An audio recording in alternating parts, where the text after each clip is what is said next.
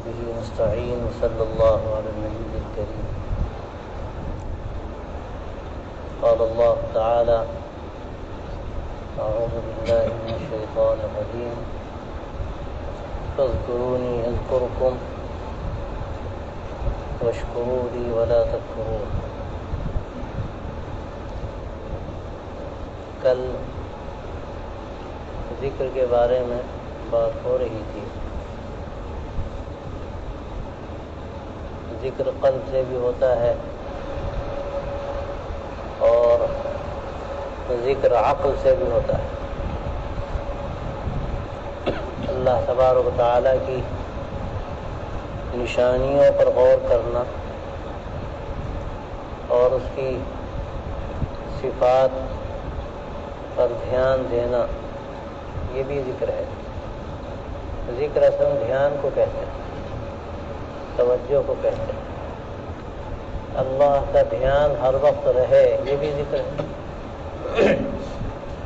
یہ بات کہی جاتی ہے کہ آدمی کو ہمہ وقت ذاکر رہنا چاہیے. اس کا یہ مطلب نہیں ہے کہ زبان سے ہر وقت ذکر جاری رہے، یہ اچھی چیز ہے، لیکن اللہ کا دھیان رہنا، یہاں تک کہ حلال و حرام کا فرق کرنا اور مکروہات سے بچنا، زندگی کے رخ کو درست رکھنا اور اس کو پوری توجہ اور فکر کے ساتھ قائم رکھنا، یہ سب چیزیں چونکہ اللہ سے جوڑنے والی ہیں. اس میں اللہ کا نام ہے، اللہ کا حکم ہے، تو اللہ سے نسبت رکھنے والی جو بھی چیزیں ہیں جب بھی وہ آئیں گی تو ایک طرح کا یہ ذکر ہے. بلکہ اگر صرف آدمی زبان سے ذکر کر رہا ہے اور دل متوجہ نہیں ہے تو یقیناً وہ بھی فائدے سے خالی نہیں ہے. اللہ کا نام آدمی اگر زبان سے لیتا ہے بغیر دھیان کے بھی لے تو وہ فائدے سے خالی نہیں، لیکن اگر دھیان کے ساتھ لے، فکر و توجہ بھی ہو تو اس کی بات ہی الگ ہے. تو اب اگر آدمی زبان سے ذکر کر رہا ہے لیکن دل خالی ہے، دھیان نہیں ہے، دماغ میں وہ باتیں نہیں، تو فائدے سے تو خالی نہیں ہے. لیکن بہتر یہ تھا اللہ کا دھیان پیدا ہو، اس کا خیال ہو ہمہ وقت. اسی کا نام تقویٰ ہے. تقویٰ کس چیز کو کہتے ہیں؟ تقویٰ بھی دھیان ہی کو کہتے ہیں. یہ ایک خیال پیدا ہو جائے کہ کوئی کام بھی اللہ کے حکم کے خلاف نہ ہو، کہیں ایسا نہ ہو کہ وہ ناراض ہو جائے. ایسا کیوں سوچ رہا ہے آدمی؟ اس لیے کہ اس سے محبت ہے. جب اللہ سے محبت ہے، دل کے اندر اتر گئی، تو اب اس کی ناراضگی کا خیال ہے، ایسا نہ ہو کہ وہ ناراض ہو جائے. تو یہ بڑا ذکر ہے، یہ بڑا ذکر ہے. اور یہ جو زبان سے ذکر کرایا جاتا ہے اس کو دل کے اندر اتارنے کے لیے ہی کرایا جاتا ہے.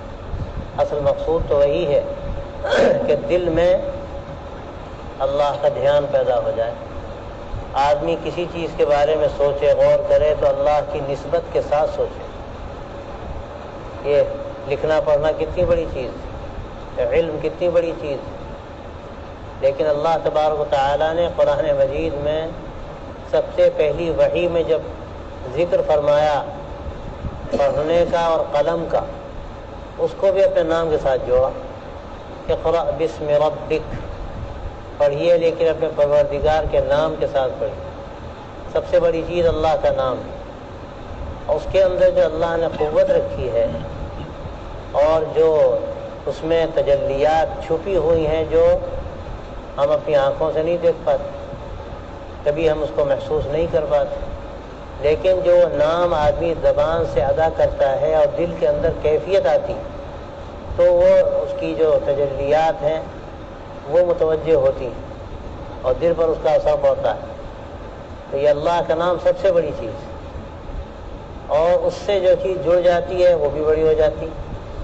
زبان جب اللہ کے ذکر میں لگ گئی تو زبان کی قیمت ہو گئی. کانوں سے آدمی اللہ کا ذکر سن رہا ہے تو کانوں کی قیمت ہو گئی. دماغ سے آدمی جب اللہ کا نام سوچ رہا ہے پھر اللہ کی صفات پر غور کر رہا ہے تو عقل کی قیمت بڑھ گئی. اور اور جب دل میں وہ چیز اتر گئی تو دل کی قیمت بڑھ گئی. اب وہ دل جو ہے وہ پتھر کی طرح نہیں رہ گیا، ورنہ حقیقت میں دل پتھر کی طرح ہوتا ہے. اب اس کو نرم کرنا ہوتا ہے. جب اس پر اللہ کے نام کا اثر پڑتا ہے، اس کی تجلیات اس پر جیسے ریز ہوتی ہیں، اس طرح سے وہ تجلیات دل کے اندر اترتی ہیں، تو ظاہر ہے دل پھر پھٹتا ہے، پھر وہ پتھر نہیں رہ جاتا.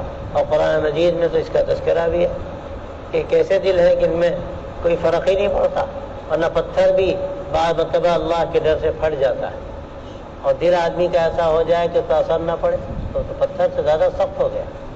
لیکن جب اللہ کا نام لیا جاتا ہے کثرت سے، دھیان کے ساتھ لیا جاتا ہے، تو آہستہ آہستہ دل میں نرمی پیدا ہوتی ہے، تو دل کے اندر بھی قیمت ہو جاتی ہے، دل قیمتی ہو جاتا ہے. تو یہ ذکر جو ہے یہ اللہ کی معمولی نعمت نہیں، بہت بڑی نعمت ہے. بلکہ اگر دیکھا جائے تو یہ بنیاد ہے، اللہ کا دھیان ہی اصل ہے. اگر اللہ کا دھیان نہیں ہوگا تو آدمی کی زندگی کیسے بہتر ہو سکتی ہے؟ آدمی جو چاہے کرے، جو چاہے آدمی کرے. جب اس کا خیال ہوتا ہے کہ وہ دیکھ رہا ہے تو ظاہر ہے پھر آدمی کسی عمل کو کرنے سے پہلے 10 مرتبہ سوچتا ہے یہ عمل کیا جائے نہ کیا جائے. استحضار کی کیفیت ہی تو ذکر پیدا کرتا ہے. ذکر کیوں کرایا جاتا ہے؟ استحضار کے لیے کرایا جاتا ہے. اور یہ استحضار جب پیدا ہو جاتا ہے تو آدمی کی زندگی حلال کو اختیار کرتا ہے، وہ زندگی میں حرام سے بچتا ہے، حلال و حرام کا فرق سمجھتا ہے. آپ دیکھتے ہیں کوئی ٹھیکیدار ہے، وہ لگا دیتا ہے اپنے مزدوروں کو، کام کرتے ہیں، وہ مشین کی طرح ہاتھ چلتا ہے، اور جہاں وہ کس کا بس بیڑی ہاتھ میں، اور دیکھتے ہیں کہ وہ آ تو نہیں رہا ہے، جہاں وہ آیا پھر تیزی سے کام میں لگ جاتا ہے. یہ کیا ہے؟ یہ جب تک وہ یہ سمجھ رہا ہے کہ وہ دیکھ رہا ہے سارا کام ٹھیک چل رہا، اور جہاں یہ دل میں بات آئی کہ وہ تو گیا، کام بگڑا. ہمارا قصہ یہ ہے کہ ہمیں اللہ کا دھیان نہیں رہتا، اور جب اللہ کا دھیان نہیں رہتا تو ہمارے اندر بگاڑ پیدا ہوتا ہے. اور اللہ کا جب دھیان پیدا ہوتا ہے تو پھر بگاڑ ختم ہوتا ہے. اصلاح کا یہی راستہ ہے. جتنا بھی آدمی دھیان پیدا کر لے، اللہ کا ذکر کرے گا، دھیان پیدا ہوگا. اور جتنا دھیان پیدا ہوگا آدمی بے ساختہ غلط کاموں سے بچے گا، بے ساختہ غلط کاموں سے بچے گا، تذکر پیدا ہو جائے گا. اللہ نے قرآن مجید ان کا ذکر بھی کیا ایک جگہ کہ اگر شیطان اپنا کام کرنا چاہتا بھی ہے تو ایسے لوگ ہوتے ہیں کہ ان کے اندر اچانک دھیان پیدا ہو جاتا ہے، تذکر پیدا ہو جاتا ہے. فَإِذَا هُمْ مُبْصِرُونَ، آنکھیں کھل جاتی ہیں، فوراً ان کے سامنے بات آ جاتی ہے. بھئی کیا سامنے تو اللہ کہ ہم بیٹھے ہیں، اللہ ہمیں دیکھ رہا ہے، بلکہ ہم اللہ کو دیکھ رہے ہیں. اور ظاہر جب یہ کیفیت پیدا ہو جائے گی تو پھر کیا ہوگا؟ حضرات صحابہ رضی اللہ تعالیٰ عنہم کے اندر عجیب کیفیت تھی. ہے آتا ہے روایتوں میں کہ وہ استنجے کے لیے جاتے تھے تو ان کے لیے استنجے میں بیٹھنا مشکل ہو جاتا تھا، اور ایسی شکل اختیار کرنا چاہتے تھے کہ اللہ ہمیں دیکھ رہا ہے، کیسے ہم استنجے میں بیٹھیں. یہ اصل میں وہ بات جب غالب آ جاتی ہے تو آدمی پھر اختیار سے باہر ہو جاتا ہے. صحابہ تو سب سے بلند مقام کے لوگ تھے. اللہ نے اپنے نبی صلی اللہ علیہ وسلم کی صحبت کے نتیجے میں ان کے اندر جو دھیان پیدا کیا تھا، جو تذکر پیدا کیا تھا، وہ آج کتنا ذکر آدمی کر لے تو بھی شاید وہ تذکر پیدا نہیں ہو سکتا، اس لیے کہ اللہ کے نبی کی صحبت ان کو ملی تھی. اور یہ چیز تو صحبت سے آتی ہے، ذکر سے آتی ہے. تو اس صحبت کے نتیجے میں جو آپ صلی اللہ علیہ وسلم کے ذریعے سے ان کو حاصل ہوئی تھی، وہ مقام ان کو مل گیا جو اب کسی بڑے سے بڑے ولی کو نہیں مل سکتا. اچھا کتنا ہی ذکر کرے اور کیسی اچھی صحبت، نبی کی صحبت تو نہیں مل سکتی. یہ صحبت کا فیض تھا. تو یہ جو ذکر ہے یہ اسی لیے کرایا جاتا ہے. جو آدمی غافل ہے، آدمی غلط کاموں میں لگ گیا، اس کو دھیان نہیں ہوتا، دنیا کے کاموں میں الجھ گیا، بکھیڑوں میں پڑ گیا، تو اب اس کو نکال کر ایک اچھے ماحول میں لا کر اس سے ذکر کرایا جاتا ہے کہ جب آدمی وہ ذکر کرے گا اس کی کثرت سے پھر دل پر اس کے اثر پڑے گا، اور اس کا پھر اس کی امید ہوگی کہ وہ آگے جب اس ماحول میں جائے گا، ایک مرتبہ جب اللہ کا رنگ آ جائے گا دل پر، صفت اللہ جس کو کہا گیا، تو پھر وہ اترتا نہیں آسانی سے. لیکن شرط ہے کہ وہ رنگ پختہ ہونا چاہیے. آپ جانتے ہیں جو چیزیں رنگی جاتی ہیں، ہمارے پہلے تو بہت تھا ہی کچا رنگ ہوتا تھا اور ایک رنگ پکا ہوتا تھا، پکا کر اس کو، اب تو اس کی نئی نئی شکلیں آ گئی. اس زمانے میں پکاتے تھے رنگ میں ڈال کر کپڑے، بس وہ رنگ پکا ہو جاتا تھا. کچا رنگ ہے، آپ نے کپڑا باہر دھوپ میں ڈالا، تھوڑی دیر ہوئی سب غائب. اور اگر پختہ رنگ ہے تو آپ کپڑا کیا دھوپ میں ڈالیے، آپ اس کو بھٹی میں چڑھائیے، آپ اس کو کہیں لے جائیے، کوئی فرق نہیں پڑتا. تو آدمی جب ایک مرتبہ اچھے ماحول میں رہا اور اس پر رنگ چڑھنا شروع ہوا تو ظاہر ہے پہلی مرتبہ پختہ نہیں ہوتا، وہ وقت لگتا ہے. لیکن جب وہ پختہ ہو جاتا ہے تو وہ کسی ماحول میں جائے، کہیں بھی جائے، اس پہ کوئی اثر نہیں پڑتا، وہ رنگ پختہ ہوتا ہے. اس سے بہت اللہ کا ومن احسن من اللہ صبغا، اس سے بہتر کون سا رنگ ہوگا.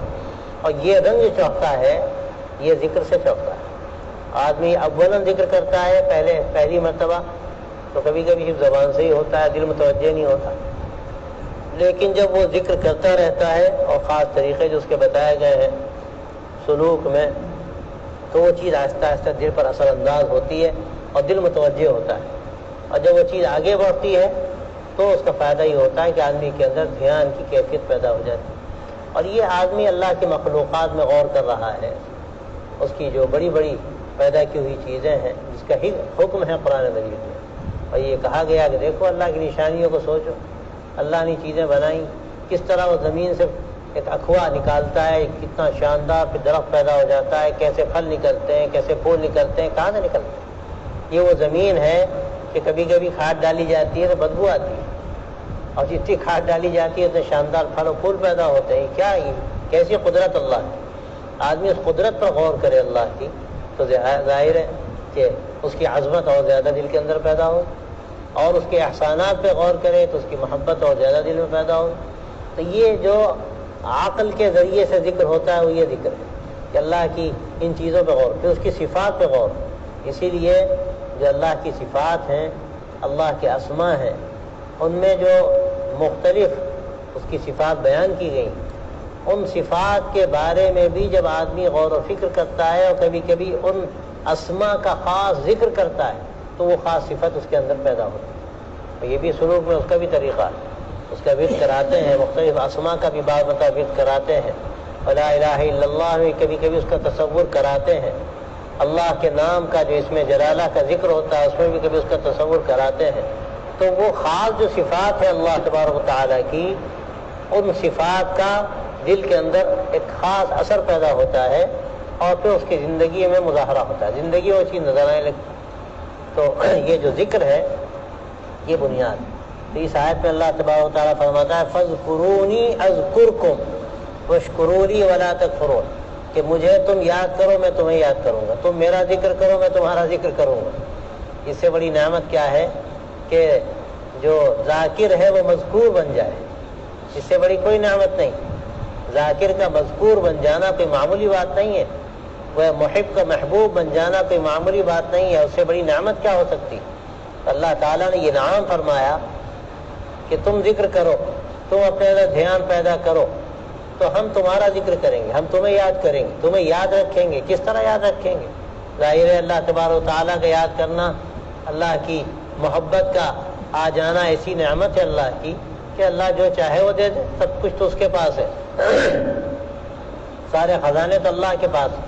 اب اگر آدمی نے ذکر کیا، اتنا ذکر کیا کہ اللہ تعالیٰ کا وہ ایک طرح سے محبوب بن گیا تو اس کا تو کام بن گیا.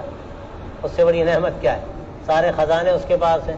وہ قصہ جو محمود غزنوی کا ہے، وہ جو باندھی اس کی تھی اور اس کو بہت تعلق تھا اس سے، بڑی سمجھدار اور فرزانہ خاتون تھی. وہ لوگوں کو حسد ہوا کہ یہ بعد میں آئی اور قرب ہو گیا اس کو اتنا.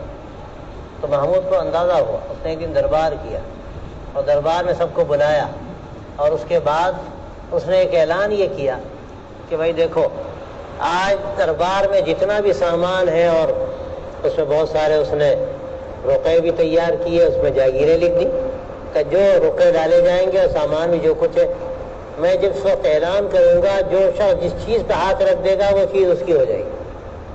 اب لوگوں کو بہت شوق ہوا اور یہ خیال ہوا کہ آج تو بہت کچھ مل جائے گا. اب اس نے جب اعلان کیا تو لوگ دوڑے اور جس کا جہاں بس چلا اس نے ہاتھ رکھ دیا.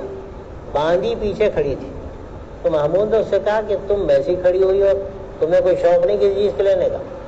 تو کہنے لگی کہ ایک بات پوچھنا چاہتی ہوں، آپ نے جو اعلان کیا ہے اس میں کوئی استثناء تو نہیں ہے تو اس نے کہا نہیں تم جدھر جاؤ ہاتھ رکھ دو، اور اس نے بادشاہ کے سر پہ ہاتھ رکھ دیا اور کہا کہ جب بادشاہ میرا تو سب کچھ میرا، جب بادشاہ میرا تو سب کچھ میرا. یہ اصل چیز، آدمی اللہ کو اپنا بنا لے تو سب کچھ اس کا ہو گیا. پھر اللہ ایسا دل بنا دیتے ہیں کہ کہیں کی ہرس اس کے اندر باقی نہیں رہتی، صرف ایک ہی ہرس رہ جاتی ہے کہ اللہ مل جائے. اور جب یہ چیز پیدا ہو جاتی ہے تو ایسا مستغنی انسان ہو جاتا ہے کہ دنیا میں اس کو جنت کا مزہ آتا ہے. حضرت مولانا رحمۃ اللہ علیہ سے ہم نے واقعہ سنا اور حضرت اس پہ یہ شعر بھی پڑھتے تھے کہ گلا نہیں جو گریزاں ہیں چند پیمانے، گلا نہیں جو گریزاں ہیں چند پیمانے، نگاہ یار سلامت ہزار میں خانے. کیا شعر بھائی، یہاں کیا قیمت ہے ان دنیا کے ٹھیکروں کی. آدمی اس کے لیے مرتا ہے اور سب کچھ کرتا ہے، کتنے دن کے لیے کرتا ہے؟ حدیث میں جو آتا ہے کہ بھائی اس کا مال کیا ہے؟ جو اسے پہن کے بوسیدہ کر دیا، جو کھایا اور غلاظت بنا دیا، وہی تو اس کا مال ہے نا. اس کے بعد کیا ہے؟ مر کے چلا گیا تو اس کے وارثوں کا مال ہوا، اس کا تو کچھ ہے ہی نہیں. ہاں جو اس نے اللہ کی راہ میں دے دیا، جو اس نے اعمال کر لیے، وہ اس کا مال ہے، وہ اس کے کام آنے والا ہے. لیکن آدمی دنیا کے بکھیڑوں میں جب الجھتا ہے تو بھول جاتا ہے کہ ہم کدھر جا رہے ہیں. اب یہ ذکر کا فائدہ یہ ہے کہ ذکر سے اللہ کی محبت پیدا ہوتی ہے، اور جب اللہ کی محبت بڑھتی ہے تو پھر آدمی کا دل پوری طرح ادھر متوجہ ہو جاتا ہے. اور پھر ظاہر ہے کہ دنیا کے بکھیڑوں میں الجھتا نہیں وہ، بلکہ یہ دیکھتا ہے کہ مزہ کدھر ہے. مزے کا مزہ نہیں جانتا وہ. کہتے ہیں نا کہ دل دارند و محبوب نہ دارند، کہ دل تو سب کو اللہ نے دیا ہے، محبت بھی دل میں کچھ نہ کچھ ہوتی ہے. کس سے محبت کرنی چاہیے یہ پتہ نہیں. آدمی نہ جانے کہاں کہاں دل پھینکتا رہتا ہے اور اس کو وہ گویا کہ غلاظت کا پوٹ بنا دیتا ہے، اور یہ نہیں سمجھتا کہ اللہ نے دل کی چیز کس کام کے لیے دیا تھا. اس دل کے اندر اگر اللہ کی سچی محبت پیدا ہو جاتی تو نہ جانے کہاں سے کہاں پہنچ جاتا. پھر اس کو زندگی کا مزہ آتا ہے، جس کو حلاوت ایمانی کہا گیا. اللہ والوں کا کیا حال ہوتا ہے؟ ان کو دنیا میں جنت کا مزہ آتا ہے. اسی لیے امام ابن قیم نے بات لکھی کہ من لم يدخل جنت الدنیا لم يدخل جنت الآخرہ. جس کو دنیا میں جنت نہ ملی اس کو آخرت میں کیا جنت ملے گی؟ دنیا کی جنت کیا ہے؟ شداد کی جنت. دنیا کی جنت دل کی جنت ہے، شداد کی جنت نہیں ہے. دل میں اس کو مزہ آتا ہے بورے پہ بیٹھ کر، بوریے پہ بیٹھ کر اور چٹنی روٹی کھا کر. اس کو جو لطف آتا ہے وہ بادشاہوں کو اپنے محلوں میں نہیں آتا. اے سی میں بیٹھ کر بہت اعلیٰ قسم کے کمروں میں وہ مزہ نہیں آتا. مگر ظاہر یہ چیزیں کس کو ملتی؟ ہر ایک کو تو نہیں ملتی. اس کے لیے تو بڑی ریاضت کی بھی ضرورت ہے، توجہ کی ضرورت ہے، کثرت ذکر کی ضرورت ہے، اچھی صحبت کی ضرورت ہے. تو آہستہ آہستہ کبھی کبھی اللہ تعالیٰ یہ نعمت دیتے ہیں، اور اس میں بھی طبقات ہے. ہر ایک کو ہر طرح کی چیزیں نہیں ملتی. بعض بہت آگے جاتے ہیں، بعض بیچ میں اٹک جاتے ہیں، بعضوں کو کچھ ملتا ہے. تو اللہ تعالیٰ صلاحیت کو دیکھ کر دیکھتا ہے. دیتے ہیں بعد ظرف قضا خار دیکھ کر، یہ دیتے ہیں بعد ظرف قضا خار دیکھ کر. تو یہ بات کہی جاتی ہے یہ آدمی کے اندر ظرف کتنا ہے، کتنا لے سکتا ہے اتنا ہی تو ملے گا. آدمی کا ظرف چھوٹا ہے تو کیا ملے گا. اور ظرف بھی بڑھتا ہے ذکر کی کثرت سے. آدمی محبت کے پیمانے کو جتنا بڑھاتا ہے اتنا ہی ظرف اس کا بڑھتا ہے. اللہ تبارک و تعالیٰ کی طرف سے پھر عنایتیں ہوتی ہیں. تو اس سے بڑی نعمت کیا ہے کہ آدمی اللہ کا ذکر کر رہا ہے. اللہ فرماتا ہے کہ میں تمہارا ذکر کروں گا. گویا کہ ذاکر مذکور بن جاتا ہے. اور کسی عاشق کے لیے اس سے بہتر کوئی نعمت نہیں کہ جس سے وہ محبت کرتا ہے وہ اس سے محبت کرنے لگے. جس کا وہ نام لیتا ہے وہ اس کا نام لینے لگے. آدمی کہا جاتا ہے نا کہ ذکر میرا مجھ سے بہتر ہے جو اس محفل میں ہے. اللہ تعالیٰ اگر اس کا نام لے رہا ہے، اللہ تعالیٰ اس کا ذکر کر رہا ہے، تو اللہ اس سے بڑھ کر نعمت کیا ہو سکتی ہے؟ بھی آگے حدیث میں آتا بھی ہے کہ تم تنہائی میں نام لو، میں تنہائی میں تمہیں یاد کروں. تم اگر مجمع میں میرا نام لو گے تو میں اس سے بہتر مجمع میں تمہارا نام لوں گا، فرشتوں میں تمہارا ذکر کروں گا. تو کیسی نعمت ہے اللہ کی. اس سے اندازہ ہوتا ہے کہ ذکر سے بڑھ کر اور کیا چیز ہو سکتی ہے. اقیم الصلاۃ لذکری، اللہ تعالیٰ فرماتا ہے قرآن مجید میں یہ نماز کا ہے کے لیے، نماز بھی ذکر کے لیے. یہ نماز بھی ذکر کے لیے ہے. ذکر کیا چیز ہے؟ اللہ کا دھیان.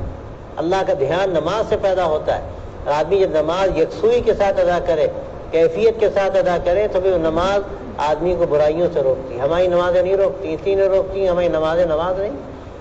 اللہ نماز کا جو اللہ کی طرف سے حکم ہے وہ کیوں ہے؟ لذکری. اور ہمارا حال یہ ہے کہ پوری نماز گزر جاتی ہے، پتہ نہیں ذکر ہوتا بھی ہے کہ نہیں ہوتا. یعنی دھیان پیدا ہوتا بھی ہے کہ نہیں ہوتا. زبان کا لقلقہ رہ گیا، زبان سے آدمی ادا کر رہا ہے، دل میں وہ چیز جاتی نہیں. اور ظاہر ہے کہ اگر صرف زبان ہی کی حد تک بات رہ گئی تو کام بنے گا نہیں. یعنی وہ پہلا زینہ تو ہے، پہلا اسٹیپ تو ہے، لیکن مقصود کیسے ملے گا؟ مقصود تو جب ملے گا کہ جب وہ بات دل تک جائے، دل میں اترے. تو نماز بھی ذکر ہے اور یہ ساری عبادتیں یہ بھی ذکر ہیں، اور آدمی کی پوری زندگی ذکر بن جاتی ہے اگر وہ اللہ کا دھیان پیدا کر لے. اور یہ اللہ کی نعمت ہے. وہ فرماتا ہے کہ تم مجھے یاد کرو، میں تمہیں یاد کروں. واشکرونی ولا تکفرون. تو فرمایا دیکھو میرا احسان مانو، میں نے کیا کیا دیا تمہیں، کیسی نعمتیں تمہیں دیں. دنیا کی بھی نعمتیں دیں اور دین کی نعمتیں بھی دیں. آخرت کی کامیابی کا راستہ بھی تمہیں بتایا، اور دنیا کی زندگی کے لیے جو ضرورتیں تھیں وہ بھی تمہارے لیے فراہم کی. اس کے بعد بھی تم احسان نہ مانو اور ناشکری کرو تو کس کا نقصان کرو گے تم؟ تو اللہ یہ حکم دیتا ہے واشکرونی ولا تکفرون، میرا احسان مانو اور دیکھو ناشکری مت کرو، ناشکری مت کرو. ولا تکفرون، کافر کو کافر کیوں کہتے ہیں؟ انکار کرتا ہے، سب سے بڑھ کر ناشکری کرتا ہے. اس سے بڑھ کر ناشکری کرنے والا کون؟ وہ اللہ جو سب کچھ دینے والا، ساری ضرورتیں پوری کرنے والا، زندگی دینے والا اور دنیا میں ساری راحتیں رکھنے والا. اس کو چھوڑ کر آدمی دوسرے کے سامنے سر جھکاتا ہے، دوسرے کو مانتا ہے اور اللہ کے انکار کرتا ہے. اس سے بڑھ کر ناشکری کیا ہے؟ تو اس لیے کافر کو کافر کہتے ہیں کہ وہ سب سے بڑا ناشکرا ہے. لیکن ایمان والے بھی ناشکری کرتے ہیں. اللہ کیسی کیسی نعمتیں دیتا ہے لیکن ان نعمتوں کا صحیح استعمال نہیں کرتے تو یہ بھی تو ناشکری ہے. اللہ نے آنکھ دی، اللہ نے کان دیے، اللہ نے دل دیا، اللہ نے دماغ دیا، اللہ نے جسم کی ساری آرائشیں دیں اور سہولتیں عطا فرمائیں، لیکن آدمی استعمال جب ان کا کرتا ہے تو بھول جاتا ہے کہ ہمیں کیسے استعمال کرنا چاہیے. یہ ناشکری ہے. آنکھ کا غلط استعمال کر رہا ہے، ناشکری ہے. کان کا غلط استعمال کر رہا ہے، ناشکری ہے. دماغ کا غلط استعمال کر رہا ہے، ناشکری ہے. دماغ کا غلط استعمال کیا ہے؟ دماغ وہاں لے جائے جہاں نہ لے جانا چاہیے، دماغ وہاں لے جائے جہاں نہ لے جانا چاہیے. اللہ کے بارے میں حکم ہے، اللہ کی ذات کے بارے میں مت سوچو ورنہ تمہارے دماغ کے غبارے کی ہوا نکل جائے گی یا غبارہ پھٹ جائے گا. اس لیے کہ اللہ کی ذات لامحدود ہے. تمہارے دماغ کے اندر اللہ نے جو صلاحیت رکھی ہے وہ محدود ہے، اور کسی بھی محدود چیز میں کوئی لامحدود چیز کو تم داخل کرو گے تو کیا نتیجہ نکلے گا؟ وہ چیز پھٹ جائے گی، ٹوٹ جائے گی. تو دماغ کا بھی صحیح استعمال ہو، نہ بیجا اس کا استعمال نہ ہو، حدود سے اس میں تجاوز نہ کیا جائے. آدمی اپنے کو عقل کل نہ سمجھے بلکہ سوچے کہ عقل وحی الہی کے تابع ہے، اور ظاہر ہے کہ وحی الہی کا تعلق نقل سے ہے، اصل نقل ہے، اصل عقل نہیں ہے.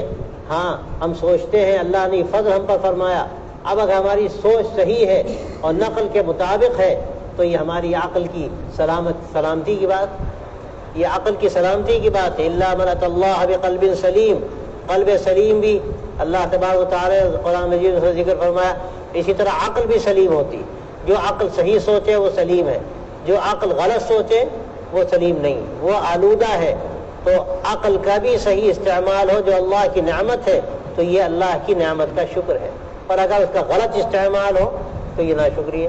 تو فرمایا میرا احسان مانو، میرا شکر کرو، میرا شکر کرو. شکر کیا ہے؟ احسان ماننا. اور پھر گویا کہ بنو منہ سے اللہ کا ذکر کرنا، اللہ کا شکر کرنا. جو شاعر کہتا ہے، عربی شاعر، افادتکم النعماء منی ثلاثۃ یدی ولسانی والضمیر المحجبہ. تو یہ جتنی بھی شکلیں ظاہر سے بھی ہو، باطن سے بھی ہو، بالکل اندر جو جس کو ضمیر المحجبہ کہا گیا، اندرون سے وہ جذبات پھوٹیں کہ اللہ نے کیسی نعمتیں ہمیں دی ہیں. اور ظاہر ہے وہ جذبات جو پھوٹیں گے اس کا اظہار آدمی کی عملی زندگی سے ہوگا. زندگی درست ہے تو یہ علامت اس بات کی ہے کہ وہ شکر گزار ہے، اور اگر زندگی غلط راستے پر جا رہی تو اس بات کی علامت ہے کہ وہ ناشکرا ہے. قال اللہ تعالی واذکر ربک فی نفسک تضرعا وخیفہ ودون الجہر من القول بالغدو والآصال ولا تکن من الغافلین.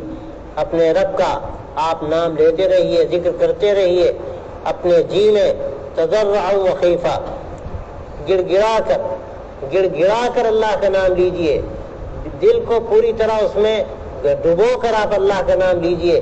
وخیفہ، اور آہستہ آہستہ لیجئے. ودون الجہر من القول، اور ذرا پست آواز کے ساتھ اللہ کا نام لیجئے، بہت زیادہ چیخ کر نام لینے کی ضرورت نہیں.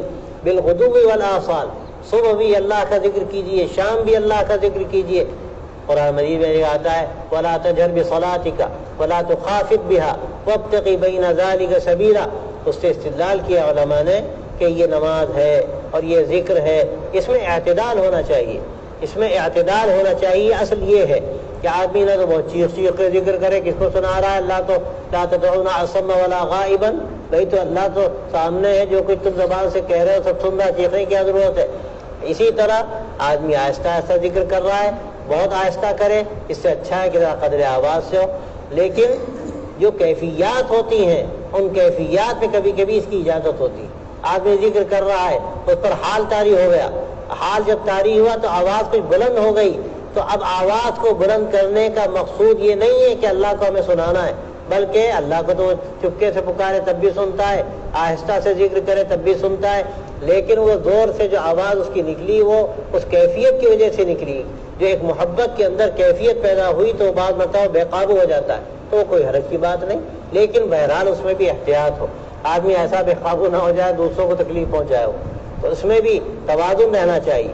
تو ذکر میں آدمی معتدل آواز کے ساتھ ذکر کرے تو بہتر ہے، اور جو ذکر قلبی ہوتا ہے، اور بعض روایتوں میں بھی ذکر ہے اور آیتوں میں بھی جو اوپر آیت آئی اس میں بھی تذکرہ ہے کہ آدمی یہ جو آیت ابھی پڑھی گئی کہ آدمی چپکے بھی ذکر کرے۔ اب وہ چپکے جو ذکر ہوتا ہے ایک ہی ہے کہ زبان سے کہہ رہا ہے، آدمی زبان سے کہنے کا اپنی جگہ پر ایک فائدہ ہے۔ اب اس پر علماء نے مختلف باتیں کہی ہیں کہ جو آدمی زبان سے ذکر کر رہا ہے وہ تو لکھنے والے لکھتے ہیں، کون لکھنے والے؟ فرشتے جو اللہ نے متعین کیے ہیں، جن کا کام ہی ہے کہ لکھتے رہتے ہیں، کرامن کاتبین، وہ لکھتے رہیں گے تو کرتا ہے۔ اس کے بارے میں بعض علماء نے تو یہ کہہ دیا کہ وہ اللہ جانتا ہے، فرشتے اس کو نہیں لکھ پاتے، لیکن اکثر جمہور کی رائے یہ ہے کہ اللہ نے فرشتوں کو ایسا بنایا ہے کہ وہ ان چیزوں پر مطلع ہوتے ہیں، اللہ نے ان کو اسی کام کے لیے پیدا کیا ہے، تو جو بھی خیر کا عمل آدمی کر رہا ہے وہ دل سے کرے، وہ دماغ سے کرے، وہ اپنی اعضاء سے کرے، ان کے سامنے سب کچھ ہے، اور وہ اپنے نامہ اعمال میں سب لکھ رہے ہیں۔ جو دل کے اندر بہتر کیفیت پیدا ہوئی، اللہ کی محبت پیدا ہوئی، جس کا اظہار بھی نہیں ہوا، زبان پہ اس کا ذکر بھی نہیں آیا، لیکن لکھنے والے اس کو بھی لکھتے ہیں، تو اس لیے صحیح بات تو یہی نظر آتی ہے کہ آدمی ذکر زبان سے کرے، آدمی ذکر دل سے کرے، آدمی ذکر عقل سے کرے، آدمی مراقبہ کرے، دھیان کرے، جو بھی ہے یہ سب کا سب اللہ کا لکھا جا رہا ہے، اور یہ بات تو متعین ہے کہ ان چیزوں کا زندگی پر اثر پڑتا ہے۔ یہ جو ذکر مراقبے کی شکلیں ہیں یہ زندگی پر اثر انداز ہوتی ہیں، اور اس کا ہمیں حکم دیا گیا کہ ہم دھیان کریں، ہم اللہ کی جو صفات ہیں اس صفات کے بارے میں سوچیں، اللہ کی مخلوقات کے بارے میں سوچیں، اور ظاہر ہے کہ صفات کے بارے میں سوچنے میں آدمی جو مراقبہ کرتا ہے، دھیان کرتا ہے، تو اس سے وہ ان صفات کے اثرات اس کے اوپر مرتب ہوتے ہیں، اور پھر ہم موت کے بارے میں سوچیں، اس کو مراقبہ موت بھی کہا جاتا ہے، اور یہی کہ ہمیں حکم ہے، قرآن مجید میں بار بار یہ بات کہی گئی کہ سوچو کہ تمہیں مرنا ہے، اللہ کے سامنے حاضر ہونا ہے، تو یہ ساری چیزیں جن کا تعلق آدمی کے دل سے ہے، جس کو مراقبہ کہتے ہیں، زبان سے کچھ نہیں کہتا، لیکن یہ چیزیں بھی اس کے نامہ اعمال میں لکھی جائیں گی اور اس کے لیے ذخیرہ حسنات انشاءاللہ بنیں گی۔ اور یہ جو بات کہی گئی کہ صبح و شام اللہ کا ذکر کرو، وَلَا تَكُن مِّنَ الْغَافِلِينَ، اور دیکھو غفلت والوں میں مت ہو جانا، غفلت والوں میں مت ہو جانا۔ یہ صبح و شام کا ذکر کیوں ہے کہ آدمی صبح بھی ذکر کر رہا ہے، شام بھی ذکر کر رہا ہے، بعض اس سلسلے میں یہ بات کہتے ہیں، یہ تسبیحات بتائی جاتی ہیں، صبح و شام کی تسبیحات بھی بتاتے ہیں، اور وہ مکمل وہ تسبیحات نہ بھی ہو، لیکن صبح و شام کی دعائیں تو بہرحال ہیں، اور صبح و شام کی نمازیں تو بہرحال ہیں، اور یہ ساری چیزیں اللہ کا ذکر ہے۔ اس میں اگر آدمی یکسوئی اور دل جمعی کے ساتھ لگتا ہے تو وہ غافل نہیں شمار کیا جائے گا، اور اگر وہ دل جمعی کے ساتھ نہیں رکھتا تو غافل ہو جائے گا۔ نماز پڑھتا ہے، نماز اس کی نماز نہیں، کیا پڑھتا ہی نہیں، تو ظاہر اس سے بڑھ کر کون غافل ہے جو نماز پڑھنے ہی نہیں آیا، اسی قدم ہی نہیں بڑھے، اس سے بڑھ کر غفلت والا کون ہو سکتا ہے؟ اللہ نے اس سے روکا کہ دیکھو غفلت والوں میں مت ہو جانا۔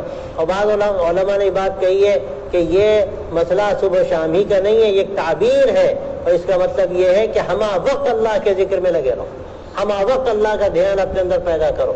یہ ہمہ وقت جب دھیان پیدا ہوگا اور حضوری کی کیفیت پیدا ہوگی تو پھر آدمی کی زندگی بدل جاتی ہے۔ تو یار ہمہ وقت کا جو دھیان ہے آدمی اس کی کوشش کرے جتنا ہو سکے، ظاہر انسان ہے اور شیطان اس کے ساتھ لگائے، ہو سکتا ہے آدمی کا دماغ کبھی ادھر سے ادھر ہو جائے، لیکن جیسے ہی خیال آئے اس کا آدمی دماغ کو ادھر لانے کی کوشش کرے. اسی لیے ایک بات کہی جاتی ہے کہ ایک تو آدمی جو اس سلسلے میں آگے بڑھے تو پہلی بات یہ ہے کہ ہر کام میں اخلاص پیدا کرنے کی کوشش کرے. ہر کام میں اخلاص کا مطلب کیا ہے؟ جو چیزیں اس کی ضروریات کی ہیں ان میں بھی اخلاص پیدا کرے، کھانے پینے میں اخلاص پیدا کرے، کپڑا پہننے میں اخلاص پیدا کرے، ملنے جلنے میں اخلاص پیدا کرے. ظاہر جب تمام چیزوں میں اخلاص آئے گا تو دھیان آ جائے گا. اور ایک بات اور لوگ کہتے ہیں وہ یہ کہ کسی چیز پر نگاہ پڑے یہ سوچے کہ یہ اللہ کی ملک ہے، سب کچھ اللہ کا ہے، سب کچھ اللہ کا ہے. للہ ما فی السماوات و ما فی الارض، جو کچھ آسمانوں میں ہے اور جو کچھ زمینوں میں ہے سب اللہ کا ہے. یہ دھیان جب جمائے گا تو بھی استحضار کی کیفیت پیدا ہونا اس کے لیے آسان ہوگی. یہ تصوف میں جو ابتدا میں چیزیں بتائی جاتی ہیں ان میں یہ بھی ہے کہ جو کسی چیز پہ نگاہ پڑے سوچو اللہ کا، یہ سب اللہ کا ہے، سب اللہ نے پیدا کیا ہے اور ہم لوگوں کے لیے پیدا کیا. اللہ کی نعمت ہے، ہمیں شکر کرنا چاہیے. تو یہ جب کیفیت پیدا ہو جائے گی تو انشاءاللہ پھر وہ غافل نہیں ہوگا، ہمہ وقت وہ ہوشیار رہے گا. وآخر دعوانا الحمدللہ.